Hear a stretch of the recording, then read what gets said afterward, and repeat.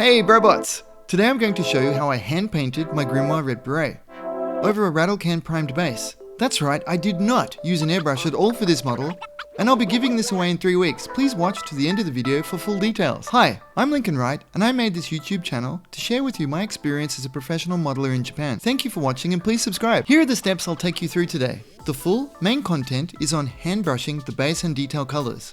The bonus content section for my supporters is on painting and weathering the backpack. Okay, let's go. Breaking it down Tokyo apartment style, I can work in a very small space like this, and I've arranged this amount of tools.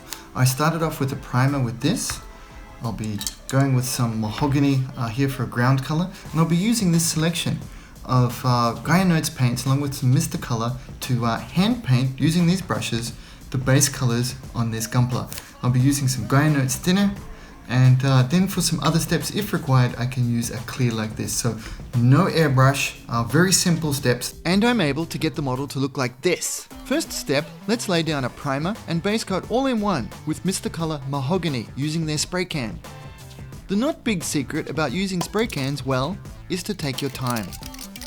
Don't rush and try to cover in one pass. It's much better to use very light shots and gradually build up over 2 or 3 passes. Personally, I prefer to use spray cans outdoors, but still wear an organic filter mask and eye protection in case the wind turns against me. Here I've used a skewer with a little tape wrapped around to make a secure handle using the convenient display base insertion point. Short, even and light passes, pressing the button before the can is over the model and releasing after the can has passed the model to reduce the risk of splatter. Okay, now kicking off for this first session, I'll be using this cool color from the Gaia Notes range. It's actually a Votom's color, which I thought would be really nifty. It just looks like a perfect match for this one. I'll be applying thinner through my shaker bottle,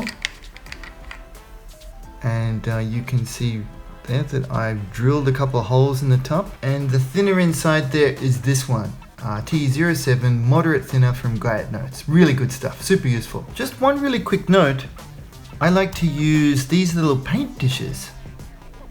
And this is from a previous project, and what I'll do is I'll add the green to that, and it will make a custom mix, which always makes you sound way cooler online, doesn't it, than using a straight color.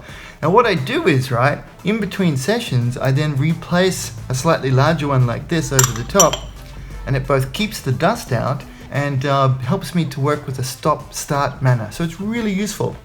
Want to see that again? Boom! Okay, best tool ever in the history of tools, the wave paint stirrer.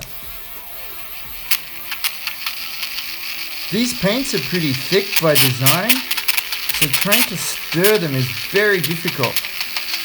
Using one of these bad boys and you get right in there, look at that. Oh, that's a wicked color. I use these dishes to adjust the thickness of the paint. You can see here, I'll dribble it down the side to check the surface tension, color, and opacity. And then very simply, you'll see that I like painting these models as a whole. I mean, we display them as a whole, so when you're painting it as a whole, you can get a better overall idea to how your paint steps are going. Starting off pretty thin, pretty light, I'll simply make some downward strokes on larger sections of the armor. And what I'm planning to do is leave a bit more of the edge showing and poking through, so that it takes care of some initial weathering for me, so I don't have to make too many additional steps afterwards. It's a bit of a time-saving exercise. This one's very thin, but super coverage paint. Wow, this Gaia Notes paint is so nice. Awesome color, I really like this. Now this looks super rough, because it is, and it can be. I'm simply sketching in some coverage and color coat onto the major sections of the armor. Nice, easy, simple steps in the beginning. I add different techniques to different sections.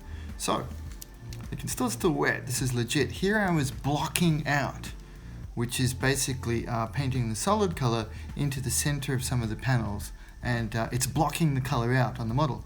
Here, now I don't know what this technique is called. This is one of the ones I made up sitting here at my bench by myself. I do a streaking effect, and you can see I'm not blocking it out so much as covering all of the model. Now one of the reasons I do it is, if you look here in my dish, remember I showed you the paint earlier, and it was quite thin and runny. look at that. See how it's sticking to the side there? Now I can keep thinning it and keep it the same, thinness over time, but also one of the things about minimalism with painting is working with what we've got. So as the paint thickens up a little bit like that, if we come back to the model here, you can see that I can start to add some streaky vectors across the model. Now they don't make sense so much now, but you can see that that allows me to build up a weathered look over time, and it's quite nifty. But if I don't show you from the beginning, it won't make sense how it's different later. So look at that. Developing now, the paint ends up being more textured, but it is thinner, is one of the key points about this one. We need a name for it. The half-baked thinness streaking technique.com. I'm just kidding, but yeah, so that's basically it. Now I'll keep doing the model and I'll do it 50-50, half and half like that. Here's our star, the Red Beret Grimoire, after one pass of the brush with this wonderful color of green from Gaia Notes. I've used a dotting, blocking in approach there, and then on the other side of the model here, I've gone for a streakier type approach that I used a slightly thicker kind of paint. Now moving on to a second coat. I've added a little more thinner this morning and reactivated my paint from yesterday. Putting it onto the side of the dish, you can see it's a perfect consistency. I'll come in for a close-up here to show you a little bit better about how to apply, second and third, fourth layers, depending on how many it will take. It's not a fast process in that you can just slop on one layer. It will take multiple layers, just like it does with airbrushing, that you need to apply thin, fine coats. I'll be using a sable brush. This is one that I picked up in Japan, PC Sable. It says it's a size 10. Now by this stage, I'm going to go relatively heavy and with downward vectors to start applying a look that will give it more of a streaking effect later on during our process.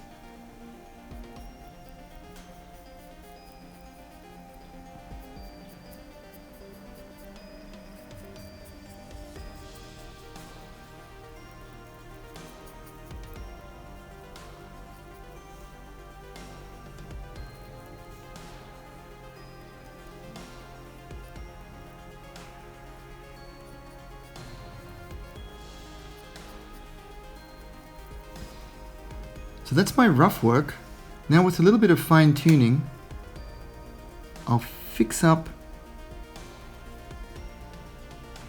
and add some detailing in before moving on.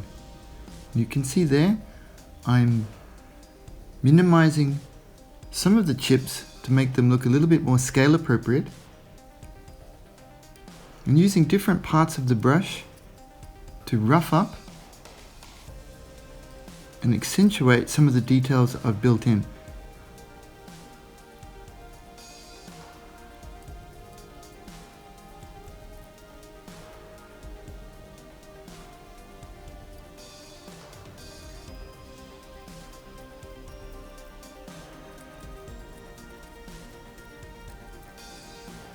There. That actually looks a little bit more. I'm quite particular. Now there you go. This is looking, even before dry, that's quite good to go without any further weathering steps. Now let's do this to the rest of our model and we'll be back with the next color. Next I'd like to add this second color to the scheme. I'd like to stay pretty close to the box art to do a canon version of the grimoire. So here's this really nifty color from the Gaia Notes range. It's the bottom color, I believe, that was used on the Zero Sen. It's a very light kind of green. One thing I like to do with Gaia Notes paints is that I paint a circle. Once I've mixed up some paint and added it to my dish like this, I'll paint a circle on top. That way I know exactly what color will be on the plastic. Coming in for some of the detail work, I'm going to switch down to a size 1 brush, again from the Leon Hardy range that I got from Hobbyco. Simply painting on the inside of where I've painted the dark green, I'll gently put in some of this light paint mix, trying to leave a little bit of green on the outside and leaving some of the shadow coat on the side. I sound a little bit like Duncan from Warhammer, don't I? Nice thin coats. Leave some colors poking out between the layers. But really, it's kind of like a reverse blocking in sort of technique. I'll gradually put this in between, and that way our dark green can act as a chip and revealing some of the darker splotches that have been, where it's dug down deep to the deeper layers of, say, the metal, which is then oxidized and produced a darker color.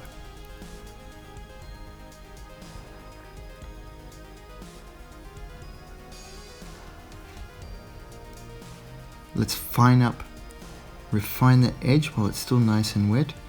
We can retouch lacquers. They're not as strict as they first seem. You do need to work within their parameters. They are less forgiving than regular water-based acrylics, but many of the effects that we can get are wonderful. It's starting to look kind of cool already.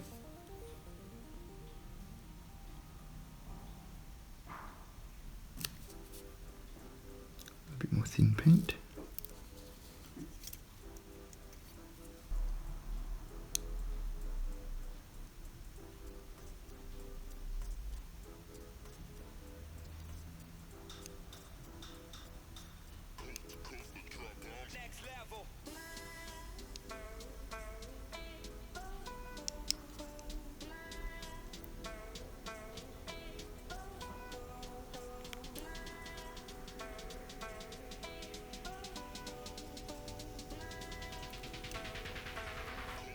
Cool.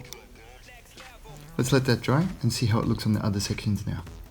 Next up, I'm going to paint the red areas, and I'm going to base them with this color, Azuki, again by Gaia Notes. I'm looking for a slightly different expression of red this time. Let's try it out. Here's something I'd like to quickly share with you. Can you see the ring around the outside of the paint there? You can see that when you mix in the thinner with a little bit of retarder in it, it helps to make the lacquer paints work like watercolors. So it's slightly, my technique is ever so slightly based on that, but applied for plastic models. We're quite diluted here. Let's apply it as a general wash. So I'd say it's about 50-50 with thinner. And I just want a little bit poking through on the outsides of this. And we'll do it as a nice loose sketch on. The leveling properties of the thinner help it remains relatively cohesive. The paint sticks together pretty well. We'll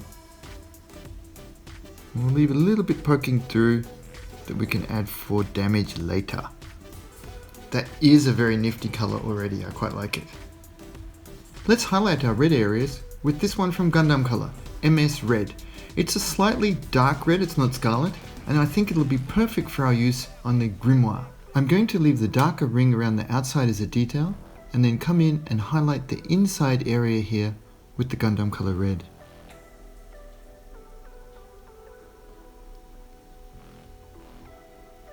Using this smaller brush, I'm going to carefully paint it in and leave some areas poking through once again to give it a uniform look across all of the grimoire.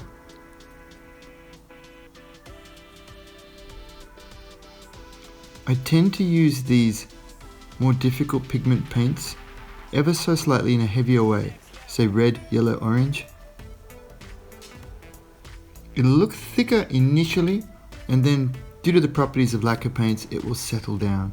As a final finishing touch on the green armor, I'm going to do a light overbrush with some thinned light green from Gaia Notes. As you can see, I've thinned the paint quite heavily and it's very runny, and I'll be wiping a good deal of it off my brush, so it's a very light overbrush. Taking into account the direction of light that we would imagine it would fall on our mecha, I'll do some downward brush strokes with this to accentuate some of the areas that I think would benefit.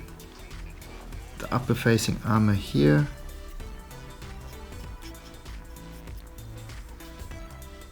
some top of the armor sections here, front pelvis, and so on. Then, after some basic weathering steps, I was able to bring up the finish to look like this. Quite happy with how closely it matches my vision for the grimoire. Now for the giveaway. In 3 weeks' time, I will announce the winner chosen from the following criteria. First, make sure you are subscribed and have liked the video. Second, please leave me a comment explaining how this particular video will improve your hobby. And third, please head on over to my Patreon website for the exclusive bonus content on the full steps for the backpack. It's an experimental finish for me and a slightly different style of tutorial. I hope you like it. That's it. I'll be back in 3 weeks to announce the winner. Good luck! Come and join our fun Facebook group. Friendly, helpful tips and advice. Now, I'm the biggest fan of support local. Doing so empowers Hobbyco and Little Robot to provide us with an amazing Gunpla Builders World Cup show, a thriving community to make friends and share the hobby with, and a really cool in-store experience. Huge shout out to my top supporters, the Rocket Punch Brobot team. Ivan, MB, Grant, Con, Jack, Alexander, RJ, Simon, Robert, Kelso, Kevin, Nilos, and David. And a sincere appreciation for our Patreon community for your support and making this content possible. Wow, you guys are amazing. Always, thank you.